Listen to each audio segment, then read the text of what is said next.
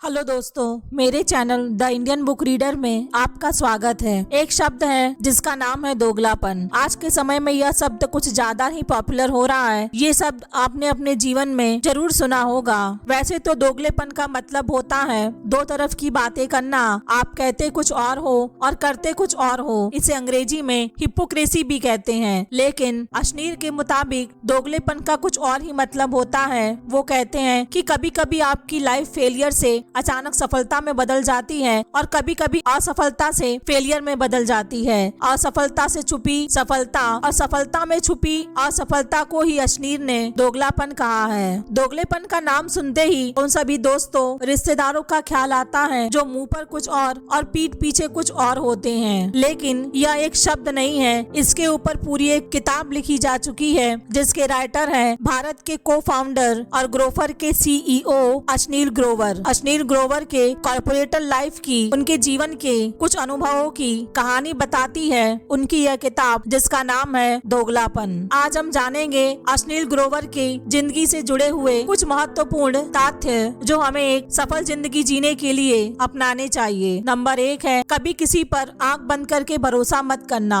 Never trust anyone blindly. Ashneer Grover कहते हैं कि जब वो 2015 में अमेरिकन एक्सप्रेसवे में नौकरी कर रहे थे तब उनकी मुलाकात उनके दोस्त अलबिंदर से होती है। अलबिंदर ने उस वक्त नई नई कंपनी खोली थी ग्रोफर्स। उन्होंने हाल ही में जोमेटो को भी छोड़ा था। तो उन्होंने अशनीर से कहा कि क्यों ना आप भी हमारी कंपनी में आ जाइए। उस वक्त अशनीर की सैलरी 80 लाख पर ईयर थी। उस पर अलबिंदर ने कहा हम आपको इतनी सैलरी तो नहीं दे सकते हैं, लेकिन हम आपको 40 लाख का पैकेज और 40 लाख की कंपनी के शेयर दे सकते हैं। अशनीर उसकी बात से सहमत हो गए, लेकिन उन्होंने कहा कि अभी फ्लिपकार्ट की वैल्यूएशन 8 बिलियन है। ग्रोफर्स तो अभी शुरुआत है। जिस दिन ग्रोफर्स 8 मिलियन की हो जाएगी तो मुझे भी 100 करोड़ चाहिए। अलबिंदर को भी उससे कोई ऐतराज नहीं था। अशनीर को अलबिंदर पर पूरा विश्वास था और आखिर अलबिंदर उसका दोस्त जो था। अशनीर ने ग्रोफर्स की वैल्यू को 10 गुना बढ़ा दिया, लेकिन उसकी पत्नी ने कहा कि अलबिंदर का दिल तो साफ है ना, क्योंकि ये लोग शेयर बेचकर नई नई गाड़ियां खरीद लेते हैं और तुम्हारे शेयर तो लॉक हैं जिन्हें तुम भी नहीं बेच सकते हो। यहाँ तक कि कंपनी में जो लोग नए आ रहे हैं उनकी शुरुआती सैलरी भी 1 करोड़ से अधिक है। अशनीर को जब ये बात महसूस हुई तो उन्होंने अलबिंदर को उसके बारे में कहा। जब अलबिंदर ने कहा कि ये बात उसके तो माइंड से ही निकल गई, तुम अपनी सैलरी बढ़ा सकते हो। अशनीर उस वक्त कंपनी के CEO थे। उन्होंने अपनी सैलरी 75 लाख कर ली। वो चाहते तो 80 लाख भी रख सकते थे, लेकिन उन्होंने सोचा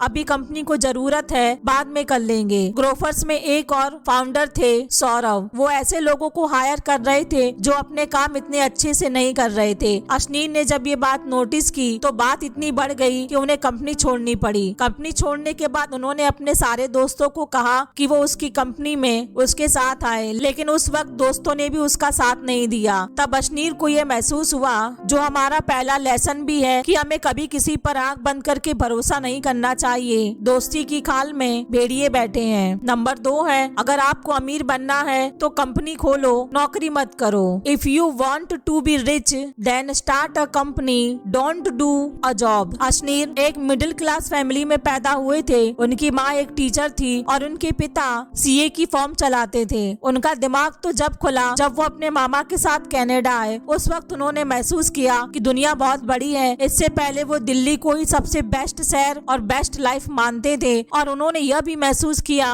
कि अच्छी मनचाही जिंदगी जीने के लिए पैसा कितना जरूरी है। शुरुआत में 9 साल में उन्होंने बहुत सारी कंपनियों में नौकरी की और उन्होंने पाया कि नौकरी से सिर्फ जरूरतें पूरी की जा सकती हैं। अशनीर कहते हैं कि अगर आपको अमीर आदमी बनना है तो आपके अंदर एक आग होनी चाहिए, मोटिवेशन होना चाहिए। मैं ये घिसी पिटी लाइफ जीने वाला नहीं हूँ। अब मोटिवेशन का मतलब ये उन वीडियो में से तो कतई नहीं है जिन्हें आप देखकर कहते हो कि देखना अब मैं इस बार जरूर कर लूंगा। अशनीर कहते हैं कि अगर आपके पास पैसा नहीं है तो पहले पैसा सेव करो, फिर स्टार्ट करो। इसके लिए आप ये भी कर सकते हैं कि आप कहीं नौकरी कर सकते हैं और नौकरी के साथ साथ आप जो बनना चाहते हो उस पर भी आपको काम करना चाहिए। नंबर 3 है डेलीगेशन।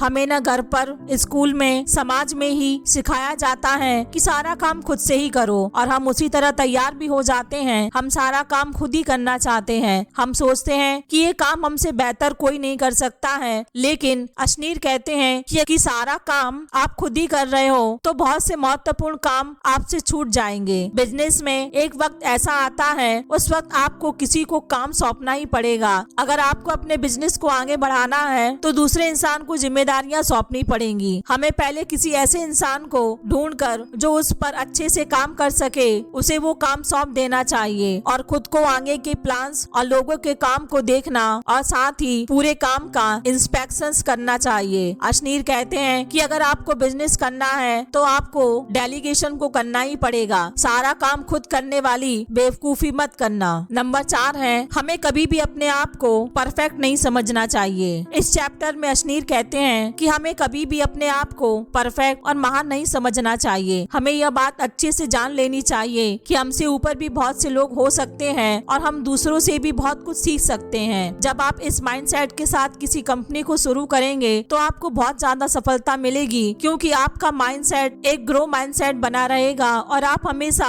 दूसरे लोगों से सीखते रहेंगे। अशनीर जब कनाडा गए तो उन्होंने वहाँ के लोगों को नजदीक से देखा। उन्होंने देखा कि वहाँ के स्टूडेंट बहुत ही डिसिप्लिन में रहते हैं। नंबर 5 है, बिजनेस ही आपको अमीर बना सकता है। अशनीर कहते हैं कि अगर आप लाइफ में आगे बढ़ना चाहते हैं तो आपको कोई बिजनेस या कंपनी स्टार्टअप शुरू कर देने के बारे में सोचना चाहिए। आज इंटरनेट के माध्यम से आप ऑनलाइन भी अपना छोटा बिजनेस शुरू कर सकते हैं। शुरू में आप ब्लॉगिंग, डिजिटल मार्केटिंग, ट्रेडिंग आदि ऐसे छोटे छोटे बिजनेस ऑनलाइन ही शुरू कर सकते हैं। सबसे पहले आप जॉब के साथ साथ इन सभी चीजों को देखें। इससे आपको पता चलेगा कि बिजनेस स्टार्टअप की राह में क्या क्या ऑब्स्टिकल्स आते हैं और उनसे कैसे आप फिजिकली और मेंटली डील कर सकते हैं। इससे आपके अंदर एंटरप्रेन्योरशिप की स्किल पैदा होगी तथा मुश्किलों का सामना करने का स्टेमिना पैदा हो जाएगा। इसके बाद एक डिजिटल बिजनेस या कंपनी भी शुरू कर सकते हैं। जब कंपनी या बिजनेस बड़े हो जाते हैं तो करोड़ों और अरबों में कमाई होती है और इसी से आदमी नौकरी के मुकाबले और जल्दी अमीर बनता है। तो दोस्तों, ये थे अशनीर ग्रोवर की बेहतरीन किताब दोगलापन की ऑडियो बुक समरी। उम्मीद करती हूँ कि आज की ये ऑडियो बुक समरी आपको पसंद आई होगी। अगर आपको पसंद आई है तो प्लीज मुझे कमेंट करके बताइए और साथ ही मेरे चैनल को लाइक, शेयर और सब्सक्राइब कीजिए। धन्यवाद।